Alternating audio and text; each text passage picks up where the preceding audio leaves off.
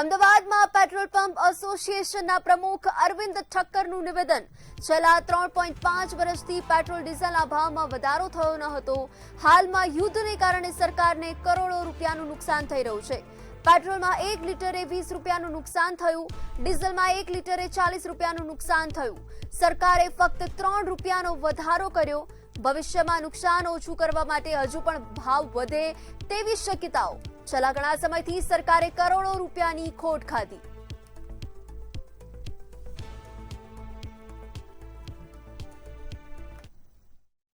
છેલ્લા ઘણા સમયથી એટલે કે 28મી ફેબ્રુઆરીથી ઈરાન, અમેરિકા અને ઇઝરાયલનું જે યુદ્ધ ચાલે છે તેના કારણે પેટ્રોલિયમ પ્રોડક્ટના સપ્લાયમાં બહુ પ્રોબ્લેમ આવી ગયો છે અને જે પર બેરલ જે $70 અને $80 હતા તેને બદલે 120, 30 અને $40 સુધી પહોંચી ગયા।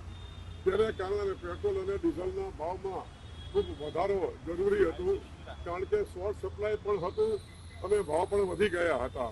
તેમ છતાંય ભારત સરકારે ગ્રાહકોને ચિંતાના કારણે હજી સુધી ભાવ ન વધાર્યા અને રોજનું લગભગ 2000 કરોડ કે 2500 કરોડનું નુકસાન પેટ્રોલ, ડીઝલ અને એલપીજી ગેસ માટે રોજનું સહન કર્યું છે। પરંતુ હવે આરબીઆઈ અથવા જે મોટી મોટી સંસ્થાઓએ વિનંતી કરી કે હવે આ ભાવ વધારો જે છે, આ જે અત્યારે નુકસાન જાય છે એ જો ભાવ વધારો નહીં કરીએ તો આપણા ભારત દેશને મોટું નુકસાન જશે। માટે આજે 15મી તારીખથી અમલમાં આવે એ રીતે પેટ્રોલ અને ડીઝલ બંનેમાં લગભગ ₹3-3નો વધારો કરવામાં આવ્યો છે, જે આખા ભારત દેશમાં લાગુ પડે છે।